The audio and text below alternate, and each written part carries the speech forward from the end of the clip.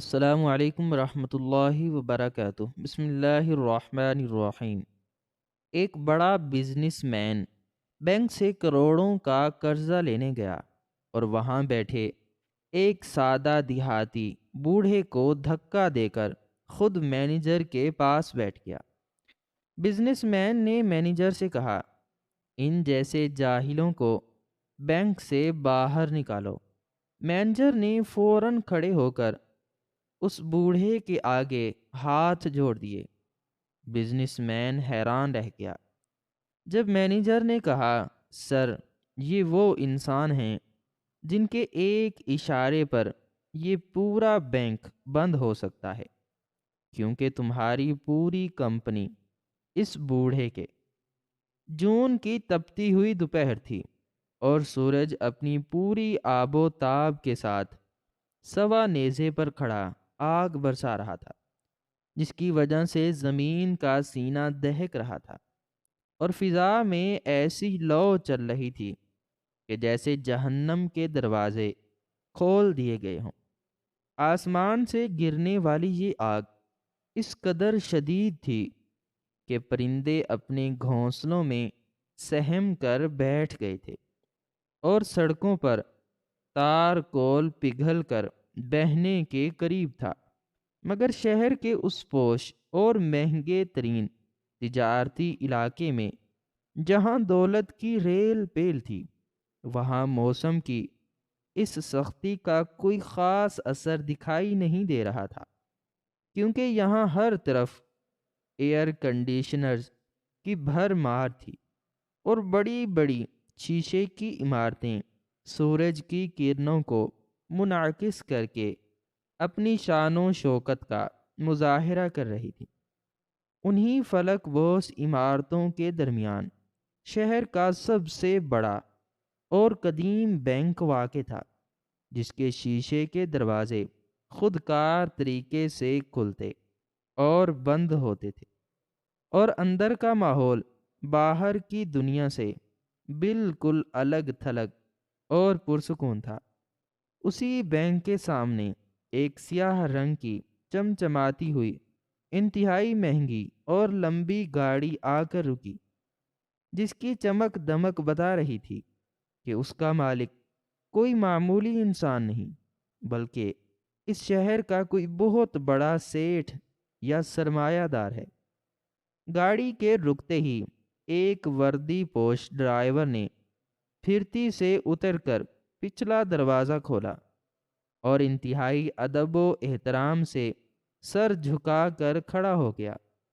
گاڑی کے اندر سے ایک بھاری بھرکم اور رعب شخصیت کا مالک شخص باہر نکلا، جس نے سفید رنگ کا قیمتی بوسکی کا سوٹ پہن رکھا تھا اور اس کے کالر کلف سے اکڑے ہوئے تھے۔ کلائی میں کروڑوں روپے مالیت کی گھڑی بندھی ہوئی تھی اور آنکھوں پر سیاہ چشمہ تھا جو اس کے چہرے کے تاثرات کو چھپائے ہوئے تھا۔ یہ شہر کا معروف بزنس مین سیٹھ عبدالحق تھا، جس کے نام کا سکہ پورے شہر میں چلتا تھا اور بڑے بڑے تاجر اس کے سامنے بات کرنے سے کتراتے تھے۔ سیٹھ عبدالحق کی شخصیت سے تکبر اور رعونت ٹپک رہی تھی۔ اس نے گاڑی سے اترتے ہی اپنی واسکٹ کے بٹن بند کیے اور ایک حقارت بھری نظر آسمان کی طرف ڈالی، جیسے وہ سورج کی تپش کو بھی خریدنے کا ارادہ رکھتا ہو۔ اس کے چلنے کے انداز میں ایک ایسی فرعونیت تھی کہ زمین بھی پناہ مانگے۔ وہ تیز قدموں سے چلتا ہوا بینک کے مرکزی دروازے کی طرف بڑھا، جہاں تعینات سیکیورٹی گارڈ نے اسے دیکھتے ہی ایڑیاں جوڑ کر زوردار سلیوٹ کیا اور دروازہ کھول دیا، مگر سیٹھ عبدالحق نے اس غریب گارڈ کی طرف دیکھنا بھی گوارا نہ کیا، کیونکہ اس کی نظر میں ان کم تنخواہ والے ملازموں کی حیثیت جوتوں کی دھول کے برابر تھی۔ وہ اپنی گردن اکڑائے بینک کے ٹھنڈے ماحول میں داخل ہو گیا، جہاں ایئر کنڈیشنرز کی ٹھنڈک نے اس کے پسینے کو خشک کر دیا۔ بینک کے اندر گاہکوں کا جم غفیر تھا اور ہر کاؤنٹر پر لمبی قطاریں لگی ہوئی تھیں۔ لوگ اپنے بجلی اور گیس کے بل جمع کروانے یا اپنی معمولی تنخواہ نکلوانے کے لیے دھکے کھا رہے تھے۔ سیٹھ عبدالحق نے اس رش کو دیکھ کر ناک بھوں چڑھائی اور اپنی ناک پر رومال رکھ لیا، جیسے اسے ان غریب لوگوں کے پسینے سے بدبو آ رہی ہو۔ اسے عام لوگوں کے ساتھ کھڑا ہونا یا ان کا اس کے قریب سے گزرنا اپنی توہین لگتا تھا۔ وہ ہجوم کو چیرتا ہوا سیدھا محتمم کے کیبن کی طرف بڑھنے لگا، جو بینک کے آخری کونے میں شیشے کی دیواروں کے پیچھے واقع تھا۔ عبدالحق کے جوتوں کی ٹک ٹک فرش پر ایک الگ ہی ساز پیدا کر رہی تھی، اور لوگ مڑ مڑ کر اس با اثر شخصیت کو دیکھ رہے تھے۔ سیٹھ عبدالحق کا مقصد آج 50 کروڑ کا قرضہ منظور کروانا تھا، تاکہ وہ اپنی ٹیکسٹائل ملز کی توسیع کر سکے، اور اس کے لیے وہ بینک کے محتمم پر اپنا رعب ڈالنے آیا تھا۔ ابھی وہ محتمم کے کمرے کی طرف جا ہی رہا تھا کہ اس کی نظر محتمم کے کمرے کے بالکل باہر موجود انتظار گاہ کی کرسیوں پر پڑی، جہاں ایک ایسا منظر اس کا منتظر تھا جس نے اس کے خون کو گرما دیا۔ ان نرم اور آرام دہ صوفوں پر، جہاں عام طور پر سوٹ بوٹ پہنے ہوئے ایگزیکٹو بیٹھتے تھے، وہاں آج ایک انتہائی خستہ حال اور غریب دیہاتی بوڑھا بیٹھا ہوا تھا۔ اس بوڑھے کی حالت دیکھ کر لگ رہا تھا کہ وہ غربت اور افلاس کی زندہ تصویر ہے۔ اس کے چہرے پر جھریوں کا گہرا جال بچھا ہوا تھا، اور رنگت دھوپ میں کام کر کر کے سیاہ پڑ چکی تھی۔ اس نے سر پر ایک میلی کچیلی پگڑی باندھ رکھی تھی، اور جسم پر ایک پیوند زدہ کرتا تھا جو جگہ جگہ سے پھٹا ہوا تھا۔ اس کے پیروں میں ایک پرانی دیسی جوتی تھی جس پر مٹی کی تہیں جمی ہوئی تھیں۔ وہ بوڑھا اپنی ٹانگوں کے درمیان ایک ٹیڑھی میڑھی لاٹھی پھنسائے شاید اونگ رہا تھا، یا تھکن سے چور ہو کر آنکھیں موندے بیٹھا تھا۔ سیٹھ عبدالحق اس بوڑھے کو وہاں بیٹھے دیکھ کر آگ بگولا ہو گیا۔ اس کی پیشانی پر غصے کی لکیریں ابھر آئیں اور آنکھوں سے چنگاریاں نکلنے لگیں۔ اسے لگا کہ بینک انتظامیہ نے اس جگہ کا معیار گرا دیا ہے کہ ایسے فقیروں اور بھکاریوں کو بھی اندر آنے کی اجازت دے دی ہے جہاں کروڑوں کا لین دین ہوتا ہے۔ عبدالحق کو یہ اپنی ذاتی توہین محسوس ہوئی کہ اسے ایک ایسے شخص کے برابر سے گزرنا پڑے گا جس کے کپڑوں سے شاید جانوروں کے گوبر کی بو آ رہی ہو۔ اس کا تکبر اس بات کی اجازت نہیں دیتا تھا کہ وہ اس گندگی کو برداشت کرے۔ وہ غصے میں پیر پٹختا ہوا اس بوڑھے کے قریب پہنچا اور بغیر کسی لحاظ کے اس بوڑھے کی لاٹھی کو اپنی قیمتی جوتی کی ٹھوکر سے ہٹایا، اور انتہائی کرخت اور گرجدار آواز میں دھاڑتے ہوئے بولا، او بڑے میاں، یہ کیا تماشا لگا رکھا ہے؟ تم نے یہ کوئی لنگر خانہ یا مسافر خانہ نہیں ہے جہاں تم منہ اٹھا کر چلے آئے ہو اور آ کر صوفوں پر براجمان ہو گئے ہو۔ اٹھو یہاں سے اور باہر جا کر بیٹھو۔ یہ جگہ معزز لوگوں کے لیے ہے، تمہارے جیسے لوگوں کے لیے نہیں۔ بوڑھا سیٹھ عبدالحق کی اچانک اور خوفناک آواز سن کر ہڑبڑا کر جاگ گیا۔ اس کی آنکھوں میں نیند اور خوف کے سائے لرزنے لگے۔ اس نے کانپتے ہوئے ہاتھوں سے اپنی لاٹھی کو مضبوطی سے تھامنے کی کوشش کی اور حیران و پریشان نظروں سے اپنے سامنے کھڑے اس دیو ہیکل اور غصے سے بھرے شخص کو دیکھنے لگا۔ بوڑھے کے ہونٹ کپ کپائے اور وہ شاید کچھ کہنا چاہتا تھا، مگر عبدالحق کے رعب اور ہیبت نے اس کی زبان گنگ کر دی تھی۔ وہ سہمی ہوئی نظروں سے عبدالحق کو دیکھ رہا تھا، جیسے پوچھ رہا ہو کہ میرا قصور کیا ہے۔ سیٹھ عبدالحق نے بوڑھے کی خاموشی کو اس کی ڈیٹھ پن سمجھا اور مزید طیش میں آ گیا۔ اس نے جھک کر بوڑھے کے کندھے پر ہاتھ رکھا اور اسے زور سے جھنجھوڑا اور چیخ کر بولا، بہرے ہو کیا؟ سنائی نہیں دیتا میں کیا کہہ رہا ہوں؟ یہ بینک ہے، یہاں بزنس ہوتا ہے۔ تمہاری تو 7 نسلوں نے بھی بینک کا دروازہ نہیں دیکھا ہوگا۔ ضرور تم یہاں بھیک مانگنے یا زکوٰۃ کے پیسے لینے آئے ہو، مگر یہ جگہ بھکاریوں کے لیے نہیں ہے۔ میرا وقت برباد مت کرو اور فوراً میری نظروں سے دور ہو جاؤ، ورنہ میں گارڈ کو بلا کر تمہیں دھکے دے کر باہر نکلوا دوں گا اور تمہاری ہڈیاں توڑوا دوں گا۔ بینک میں موجود تمام عملہ اور گاہک اس شور شرابے کی وجہ سے متوجہ ہو گئے تھے۔ ہر شخص اپنا کام چھوڑ کر اس تماشے کو دیکھنے لگا۔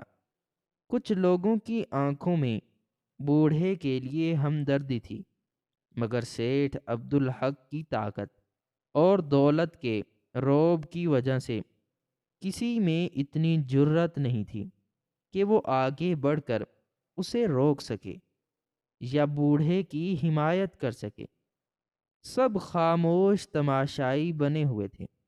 بوڑھے نے بڑی مشکل سے اپنے آپ کو سنبھالا اور لرزتی ہوئی نحیف آواز میں بولا، بیٹا میں تو بس صاحب سے ملنے آیا ہوں، مجھے ان سے ایک ضروری کام تھا۔ میں کسی کو تنگ نہیں کر رہا، بس اپنی باری کا انتظار کر رہا ہوں۔ میں ابھی چلا جاؤں گا، تم غصہ مت کرو۔ سیٹھ عبدالحق نے بوڑھے کی بات سن کر ایک زوردار اور طنزیہ قہقہہ لگایا جو بینک کی دیواروں سے ٹکرا کر گونج اٹھا۔ اس نے حقارت سے کہا، صاحب سے ملنے آئے ہو؟ ارے او فقیر، اپنی شکل دیکھی ہے آئینے میں؟ تمہاری اوقات ہے صاحب سے ملنے والی؟ وہ اس بینک کے سب سے بڑے آفیسر ہیں، ان کے پاس تمہارے جیسے 2 ٹکے کے لوگوں کے لیے وقت نہیں ہوتا۔ تم ضرور کوئی چندہ مانگنے آئے ہوگے، مجھے معلوم ہے۔ تم جیسے لوگوں کے ہتھ کنڈے چلو، نکلو یہاں سے، اس سے پہلے کہ میرا ہاتھ اٹھ جائے۔ سیٹھ عبدالحق نے یہ کہتے ہوئے بوڑھے کے بازو کو ایک زوردار جھٹکا دیا، جس سے وہ کمزور اور ناتواں بوڑھا اپنا توازن برقرار نہ رکھ سکا اور کرسی سے لڑھک کر قالین پر گر پڑا۔ اس دھکے کی وجہ سے اس کی پگڑی سر سے اتر کر دور جا گری اور اس کے سفید بکھرے ہوئے بال ننگے ہو گئے۔ یہ منظر انتہائی دل سوز اور دل دہلا دینے والا تھا۔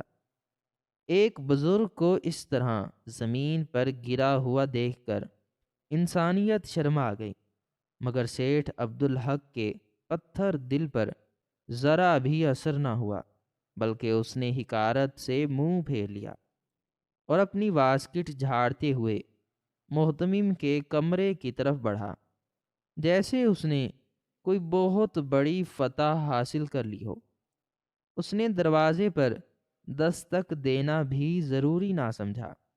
اور دھڑم سے دروازہ کھول کر اندر داخل ہو گیا۔ اندر بیٹھا ہوا محتمیم زبیر، جو فائلوں کے مطالعے میں مصروف تھا، دروازہ کھلنے کی زوردار آواز پر اچھل پڑا۔ اس نے سر اٹھا کر دیکھا تو سامنے سیٹھ عبدالحق کھڑا تھا، جس کا چہرہ غصے سے تمتما رہا تھا۔ محتمیم زبیر ایک انتہائی شریف النفس اور سلجھا ہوا انسان تھا۔ وہ سیٹھ عبدالحق کو ذاتی طور پر جانتا تھا، کیونکہ وہ بینک کا ایک اہم کلائنٹ تھا، مگر اسے عبدالحق کا یہ جارحانہ انداز پسند نہ آیا۔ پھر بھی اپنی پیشہ ورانہ ذمہ داری اور بینک کی پالیسی کے تحت وہ اپنی کرسی سے کھڑا ہو گیا اور مسکرانے کی کوشش کی۔ آئیے سیٹھ عبدالحق صاحب، تشریف لائیے۔ آج کیسے زحمت کی آپ نے؟ سب خیریت تو ہے؟ محتمم نے مصافحے کے لیے ہاتھ آگے بڑھایا، مگر سیٹھ عبدالحق نے اس کے ہاتھ کو مکمل طور پر نظر انداز کر دیا اور سامنے رکھی ہوئی مہمانوں کی کرسی پر بنا اجازت دھڑم سے بیٹھ گیا اور اپنی ٹانگ میز پر رکھ دی۔ سیٹھ عبدالحق کا رویہ انتہائی توہین آمیز تھا۔ اس نے محتمم کی طرف انگلی اٹھاتے ہوئے سخت لہجے میں کہا، زبیر صاحب، یہ آپ کا بینک ہے یا کوئی مچھلی بازار؟ میں یہاں 50 کروڑ کا بزنس لے کر آیا ہوں، اور یہاں کا ماحول دیکھ کر میرا دماغ پھٹ رہا ہے۔ آپ لوگوں نے بینک کا کوئی معیار رکھا ہے یا نہیں؟ کوئی بھی منہ اٹھا کر اندر چلا آتا ہے۔ محتمم زبیر حیران و پریشان ہو گیا۔ اس نے گھبرا کر پوچھا، سیٹھ صاحب کیا ہوا؟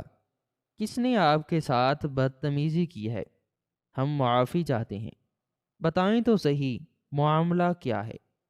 سیٹھ عبدالحق نے میز پر زور سے مکہ مارا اور کہا، بدتمیزی کی بات نہیں ہے، بات کلاس اور سٹیٹس کی ہے۔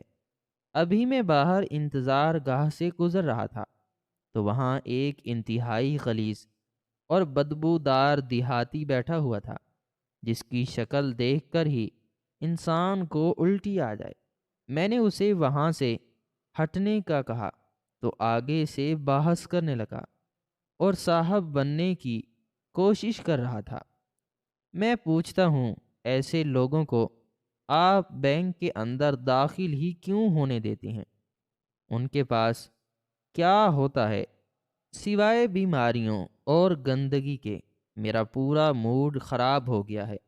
اسے دیکھ کر ابھی اور اسی وقت اپنے سیکیورٹی انچارج کو بلائیں اور اس بڈھے کو دھکے دے کر باہر فٹ پاتھ پر پھینکوائیں۔ تبھی میں آپ سے اپنے لون کی بات کروں گا، ورنہ میں اپنی کمپنی کے سارے اکاؤنٹس ابھی اسی وقت بند کروا کر دوسرے بینک جا رہا ہوں اور آپ کی شکایت ہیڈ آفس میں کروں گا کہ آپ نے ایک VIP کسٹمر کی توہین کی ہے۔ سیٹھ عبدالحق کی دھمکی سن کر محتمم زبیر کے ماتھے پر پسینہ آ گیا۔ وہ جانتا تھا کہ عبدالحق ایک بڑا کلائنٹ ہے اور اس کا غصہ بینک کے لیے نقصان دہ ہو سکتا ہے۔ اس نے جلدی سے پانی کا گلاس عبدالحق کی طرف بڑھایا اور نرمی سے کہا، سر آپ پلیز پرسکون ہو جائیں، میں ابھی دیکھتا ہوں کہ کون ہے اور اسے باہر بھجوا دیتا ہو سکتا ہے کوئی غلط فہمی ہو گئی ہو۔ آپ پانی پئیں، میں خود معاملہ حل کرتا ہوں۔ محتمم زبیر اپنی کرسی سے نکلا اور سیٹھ عبدالحق کے ساتھ کیبن سے باہر آیا۔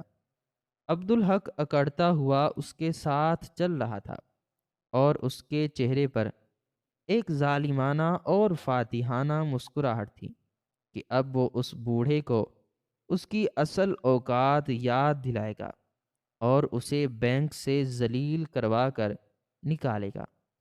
جیسے ہی وہ دونوں کیبن سے باہر نکلے، انتظار گاہ کا منظر ان کے سامنے تھا۔ وہ بوڑھا ابھی بھی وہیں زمین پر بیٹھا تھا اور اپنی پگڑی اٹھا کر جھاڑ رہا تھا۔ اس کی لاٹھی اس کے پاس پڑی تھی اور وہ انتہائی غم زدہ اور سہمی ہوئی حالت میں تھا۔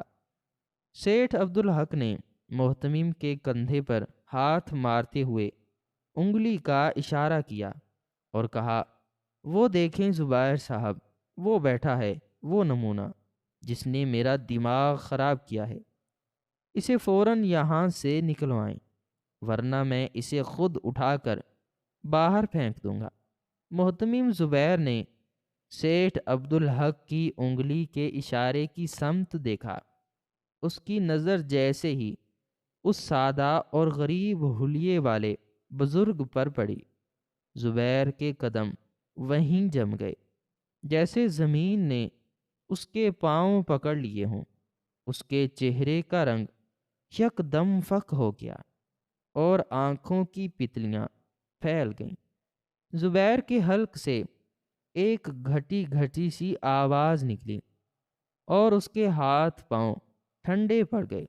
اس نے ایک لمحہ ضائع کیے بغیر سیٹھ عبدالحق کو وہیں چھوڑا اور تقریباً دوڑتے ہوئے اور گرتے پڑتے اس بوڑھے کی طرف لپکا۔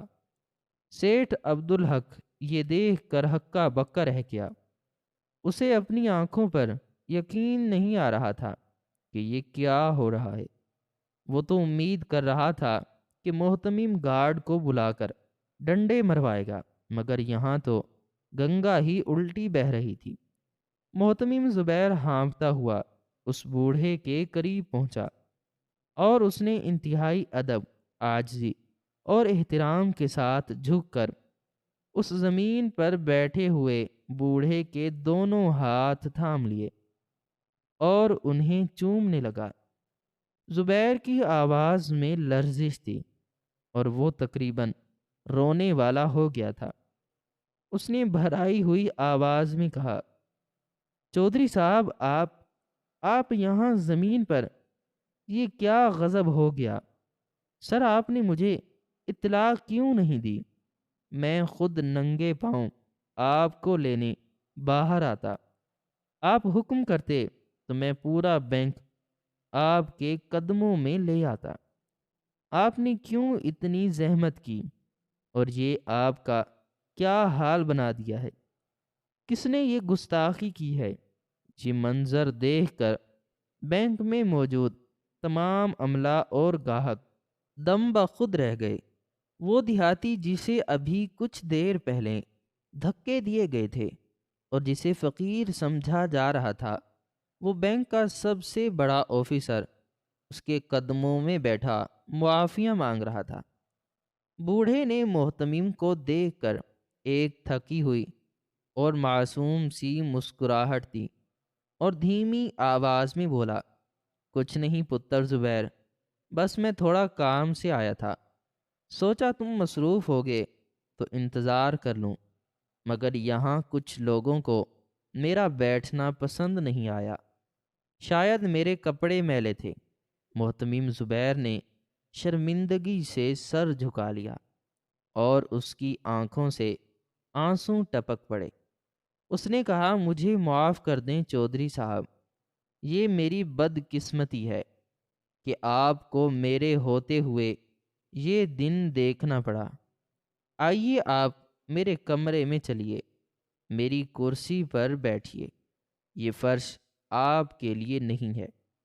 محتمم نے بوڑھے کا بازو تھاما اور اسے بڑے احترام کے ساتھ اٹھایا اور اپنے کیبن کی طرف لے جانے لگا۔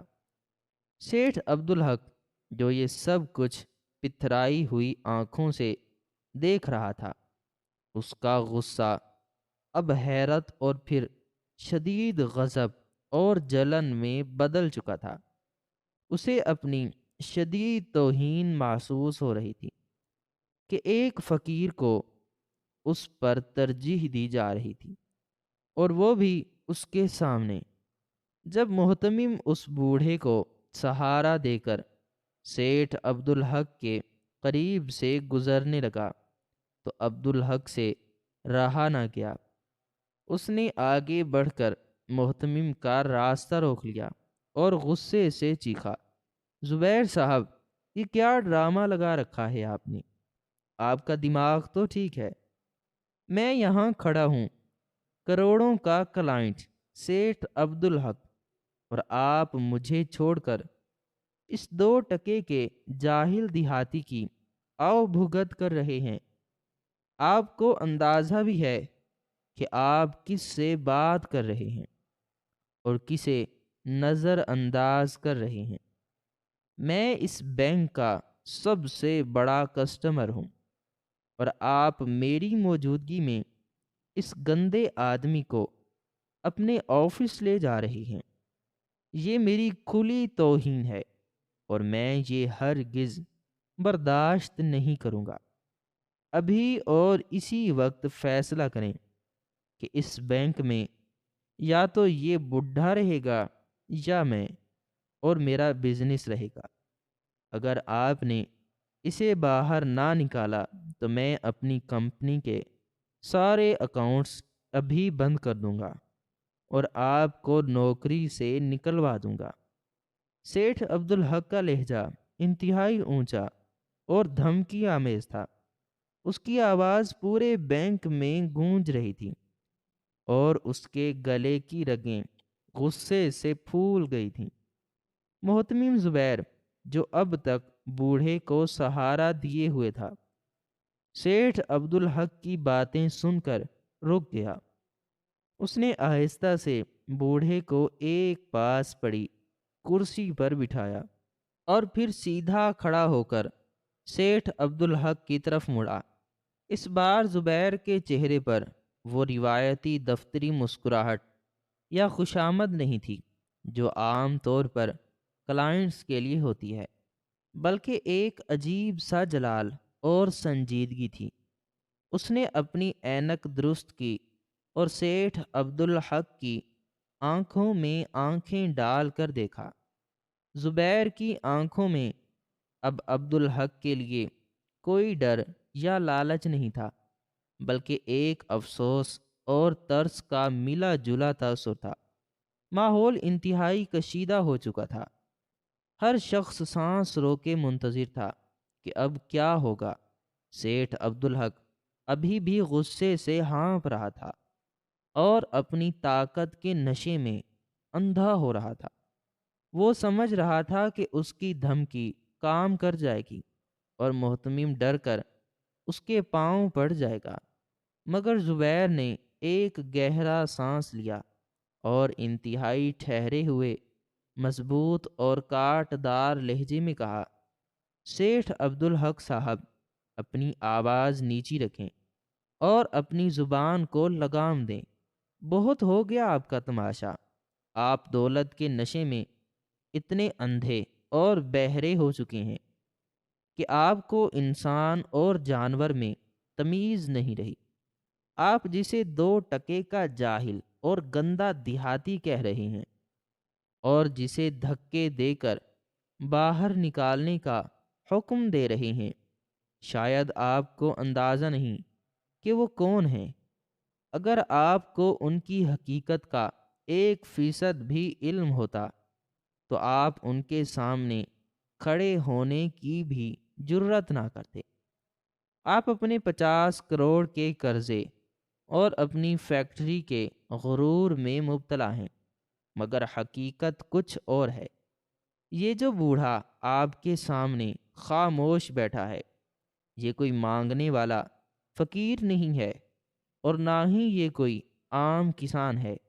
یہ وہ ہستی ہے جس کی وجہ سے آج آپ اس مقام پر کھڑے ہیں اور جس کی خاموشی نے آپ کے بھرم کو قائم رکھا ہوا ہے۔ آپ کو لگتا ہے کہ آپ اس شہر کے بادشاہ ہیں، مگر حقیقت یہ ہے کہ آپ کی بادشاہت کی ڈور اس جاہل کے ہاتھ میں ہے، اور آج وہ ڈور ٹوٹنے والی ہے۔ سیٹھ عبدالحق ہکا بکا رہ گیا۔ اسے سمجھ نہیں آ رہی تھی کہ محتمم کیا کہہ رہا ہے۔ اس نے غصے اور حیرت سے پوچھا، کیا بکواس کر رہے ہو تم؟ کون ہے یہ بوڑھا اور اس کا میرے بزنس سے کیا تعلق ہے؟ میں اسے نہیں جانتا اور نہ جاننا چاہتا ہوں۔ محتمم زبیر نے ایک قدم سیٹھ عبدالحق کی طرف بڑھایا اور انگلی اٹھا کر تنبیہ کرتے ہوئے کہا، سنیں سیٹھ صاحب، غور سے سنیں اور اپنے دماغ کے دریچے کھول کر سنیں۔ یہ وہ انسان ہیں جن کے صرف ایک معمولی سے اشارے پر یہ پورا بینک تو کیا، آپ کی پوری سلطنت زمین بوس ہو سکتی ہے، کیونکہ آپ جس فیکٹری پر اتنا اتراتے ہیں اور جس کی توسیع کے لیے آج آپ یہاں بھیک مانگنے آئے ہیں، اس فیکٹری کی زمین اور اس کی بنیادیں جس ملکیت پر کھڑی ہیں وہ دراصل ان کی ہے۔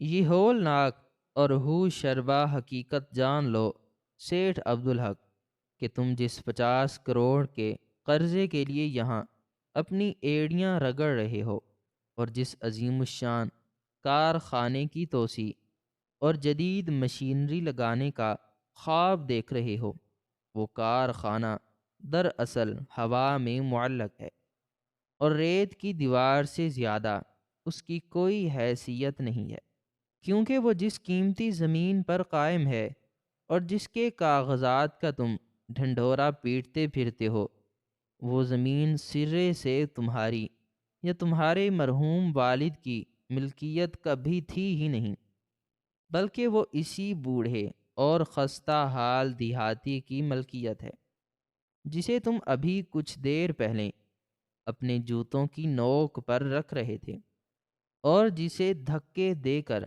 باہر نکالنے کا حکم صادر کر رہے تھے۔ یہ سنتے ہی سیٹھ عبدالحق کے وجود میں جیسے بجلیاں کوند گئیں اور اس کے دماغ میں سائیں سائیں ہونے لگی۔ اس کا سارا جسم سن ہو گیا اور اسے لگا کہ شاید اس کے کانوں نے سننے میں کوئی بہت بڑی غلطی کی ہے، یا پھر محتمم زبیر کا دماغی توازن بگڑ چکا ہے جو ایسی دیوانوں والی باتیں کر رہا ہے۔ اس نے لڑکھڑاتی ہوئی زبان، خشک حلق اور پھٹی ہوئی آنکھوں سے محتمم کی طرف دیکھا اور ہکلاتے ہوئے کہا، زبیر، یہ تم کیا بےہودہ مذاق کر رہے ہو؟ میرا کارخانہ میرے باپ نے اپنی خون پسینے کی کمائی اور محنت سے بنایا تھا، اس کی ایک ایک اینٹ میری ملکیت ہے، اور تم کہہ رہے ہو کہ یہ اربوں کی زمین اس فقیر کی ہے جو 2 وقت کی روٹی کو ترستا ہے اور جس کے تن پر ڈھنگ کا لباس بھی نہیں ہے۔ محتمم زبیر نے عبدالحق کی آنکھوں میں آنکھیں ڈال کر انتہائی سنجیدگی اور درشت لہجے میں جواب دیا کہ سیٹھ صاحب، الفاظ کا چناؤ درست رکھیں اور اپنی زبان کو قابو میں رکھیں۔ یہ کوئی فقیر یا منگتا نہیں، بلکہ اس پورے علاقے کے سب سے بڑے اور قدیم ذمہ دار چوہدری رحمت علی ہیں، جن کی شرافت اور سخاوت کی قسمیں کھائی جاتی ہیں۔ اور رہی بات تمہارے کارخانے اور تمہاری ملکیت کے دعوے کی، تو شاید تمہیں اپنے باپ کی تاریخ اور ماضی کا کچھ علم نہیں ہے، یا تم جان بوجھ کر انجان بن رہے ہو۔ آج سے ٹھیک 30 سال پہلے کا وہ وقت یاد کرو جب تمہارے والد کریم بخش کے پاس کاروبار شروع کرنے کے لیے پھوٹی کوڑی بھی نہیں تھی، اور وہ شہر کی سڑکوں پر جوتیاں چٹکھاتے پھرتے تھے۔ کوئی انہیں 100 روپے قرض دینے کو تیار نہیں تھا، کیونکہ ان کی ساکھ صفر تھی۔ تب وہ روتے ہوئے اور دامن پھیلائے انہی چوہدری رحمت علی صاحب کے ڈیرے پر گئے تھے اور ان کے پیر پکڑ کر گڑ گڑائے تھے کہ چودھری صاحب، مجھے کوئی زمین کا چھوٹا سا بنجر ٹکڑا دے دیں تاکہ میں اپنا چھوٹا موٹا کام شروع کر سکوں۔ اور اپنے بچوں کا پیٹ پال سکوں۔ چودھری صاحب کا دل ہمیشہ سے نرم اور غریب پرور تھا۔ انہوں نے اللہ کے نام پر اور انسانی ہمدردی کے تحت تمہارے والد پر ترس کھایا اور اپنی شہر کے وسط میں واقع سب سے قیمتی اور تجارتی زمین کا یہ وسیع رقبہ 30 سال کے لیے پٹے پر یعنی لیز پر دے دیا تھا، اور وہ بھی انتہائی معمولی اور برائے نام کرائے پر، تاکہ تمہارے والد اپنے پیروں پر کھڑے ہو سکیں اور انہیں کسی کے آگے ہاتھ نہ پھیلانا پڑے۔ تمہارے والد نے اس وقت قرآن پاک پر ہاتھ رکھ کر وعدہ کیا تھا اور تحریری معاہدہ لکھا گیا تھا کہ وہ 30 سال بعد یا تو یہ زمین مارکیٹ کے بھاؤ پر خرید لیں گے یا پھر اسے خالی کر کے اور صاف کر کے اصل مالک یعنی چودھری صاحب کو واپس کر دیں گے۔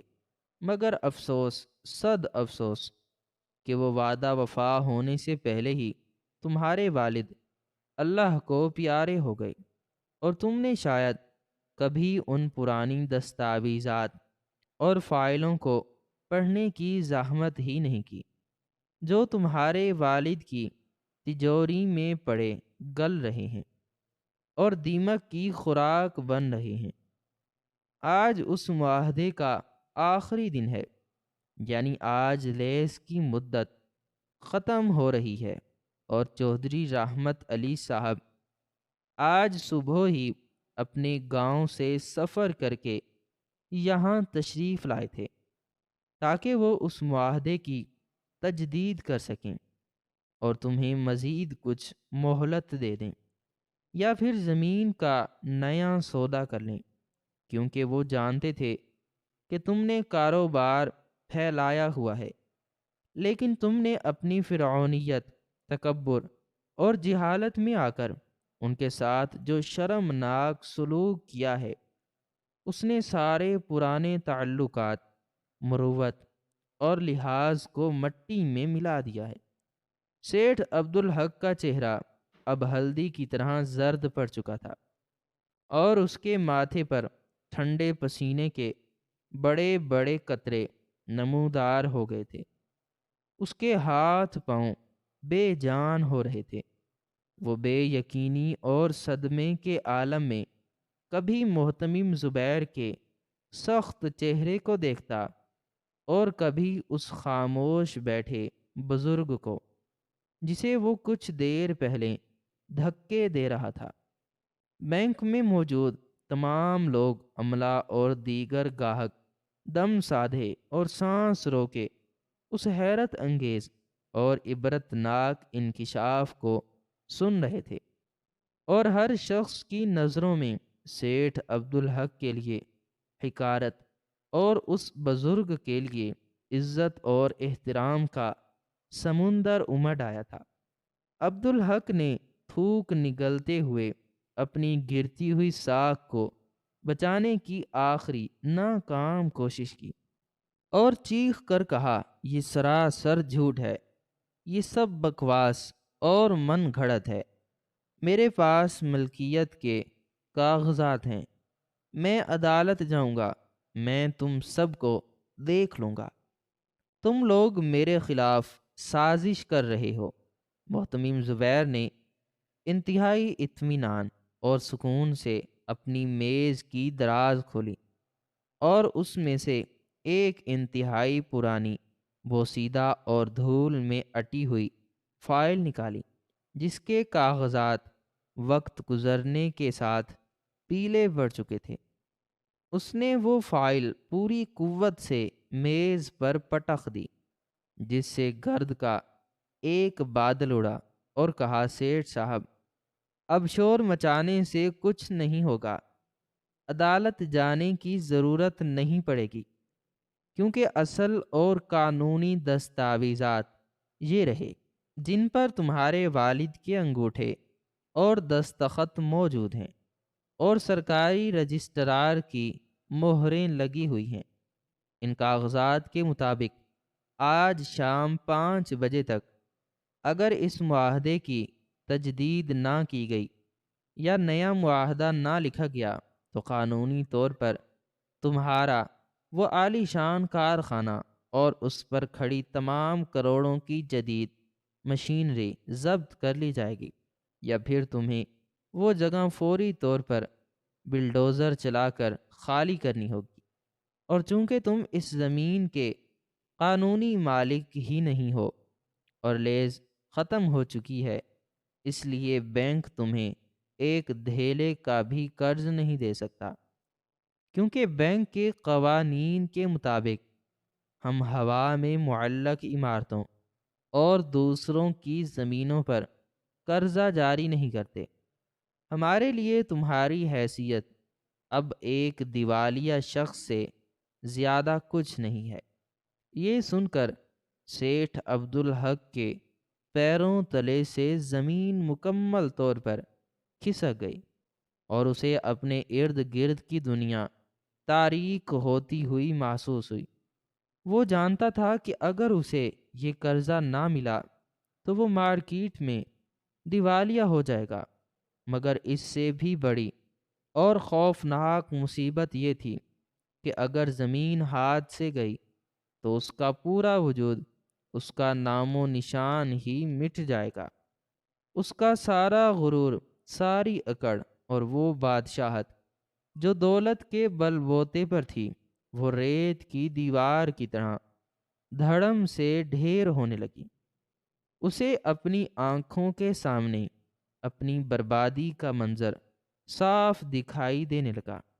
عبدالحق کی لرزتی ہوئی نظریں اب اس بزرگ کی طرف اٹھیں جو ابھی تک سر جھکائے خاموش بیٹھے تھے۔ ان کے چہرے پر نہ تو غصہ تھا اور نہ ہی انتقام کی کوئی آگ بھڑک رہی تھی، بلکہ ایک گہرا دکھ، افسوس اور رحم کا جذبہ تھا۔ بوڑھے نے آہستہ سے اپنا سفید سر اٹھایا اور اپنی نمناک اور گہری آنکھوں سے عبدالحق کی طرف دیکھا۔ ان کی نگاہ میں ایسی جلالت، سچائی اور بزرگی تھی کہ عبدالحق کو اپنی نظریں شرمندگی سے جھکانی پڑیں۔ چودھری رحمت علی نے اپنی لاٹھی کا سہارا لے کر اٹھنے کی کوشش کی تو محتمم زبیر نے بجلی کی سی تیزی سے بڑھ کر انہیں سہارا دیا اور ان کا بازو تھام لیا۔ چودھری صاحب نے ایک لمبی آہ بھری اور اپنی بھاری روب دار اور لرزتی ہوئی آواز میں کہا، بیٹا زبیر، مجھے اب یہاں سے چلنا چاہیے۔ میں یہاں اپنے گاؤں سے بہت بڑی امید اور ارمان لے کر آیا تھا کہ میرے مرحوم دوست کریم بخش کا بیٹا شاید اپنے باپ کی طرح شریف وزادار اور عالی ظرف ہوگا۔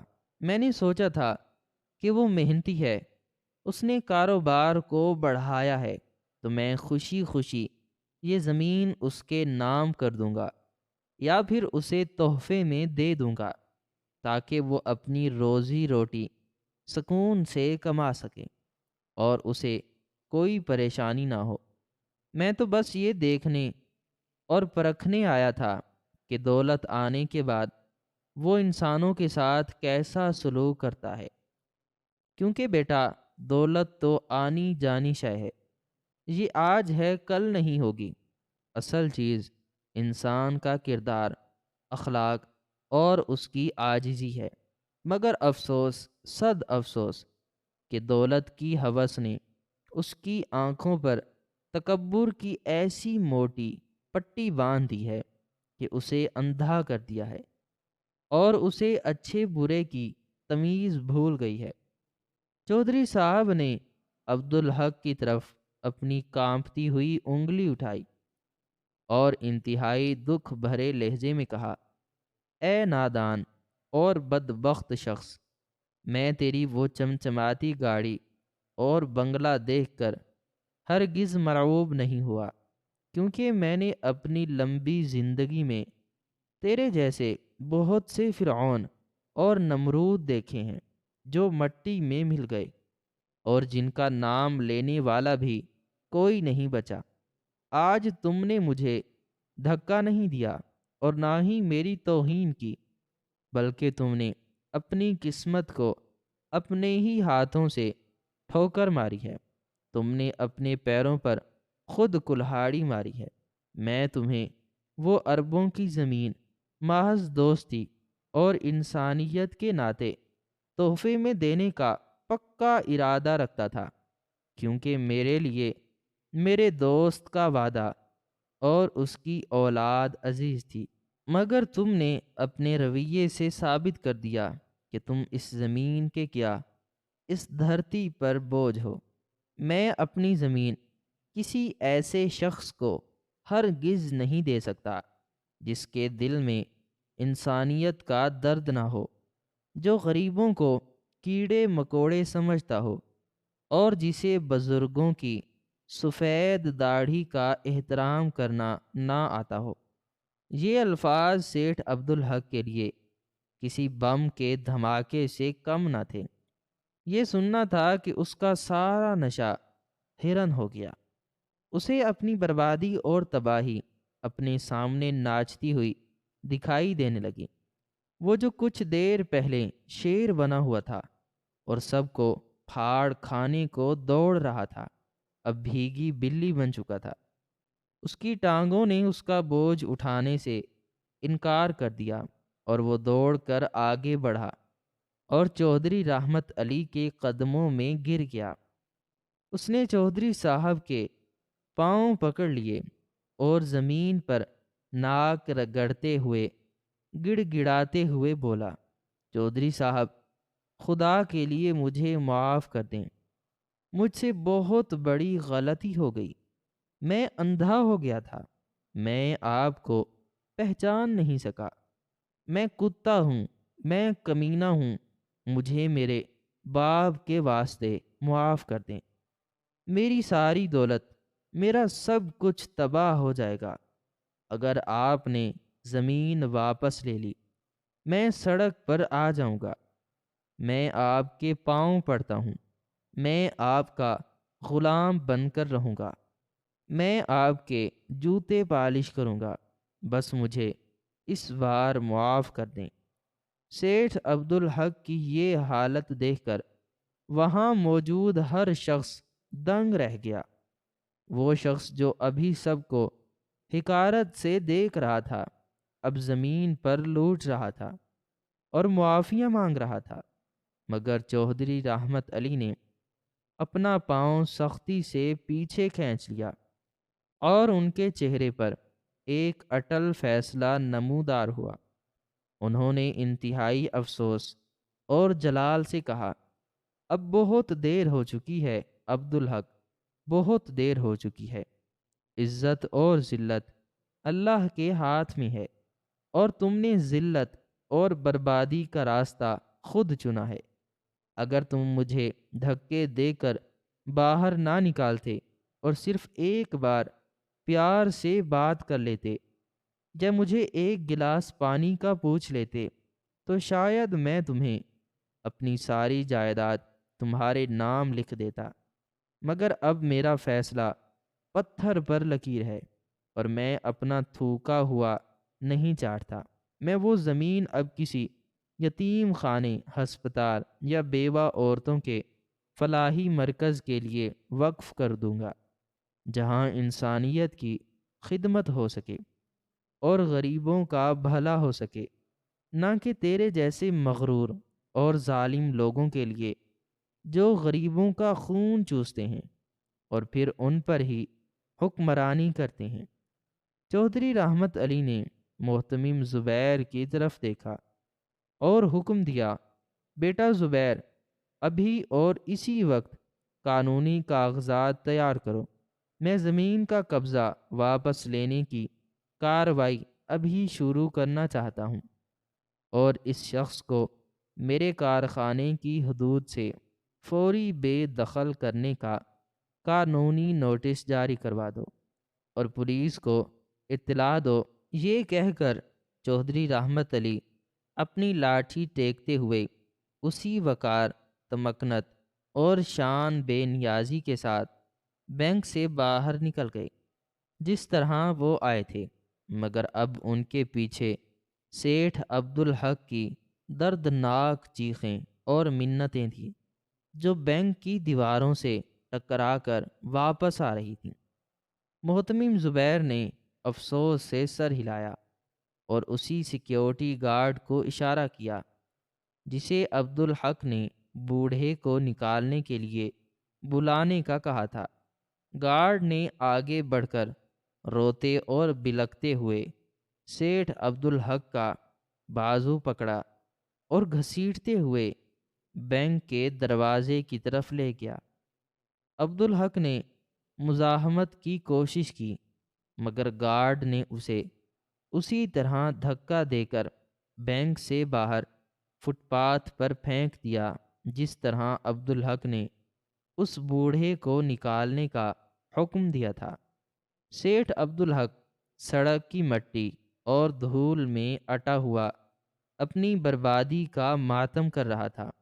اس کے قیمتی کپڑے پھٹ چکے تھے اور اس کی نظروں کے سامنے وہ منظر بار بار گھوم رہا تھا جب اس نے ایک جاہل دیہاتی کو دھکا دیا تھا۔ اسے آج سمجھ آیا کہ اصل جاہل اور فقیر وہ خود تھا جو ہیرے کی پہچان نہ کر سکا اور اپنے جھوٹے غرور اور تکبر میں اپنا سب کچھ لٹا بیٹھا، اور مکافات عمل کی چکی نے اسے پیس کر رکھ دیا تھا۔ ناظرین، امید کرتے ہیں ہماری آج کی یہ کہانی آپ کو پسند آئی ہوگی۔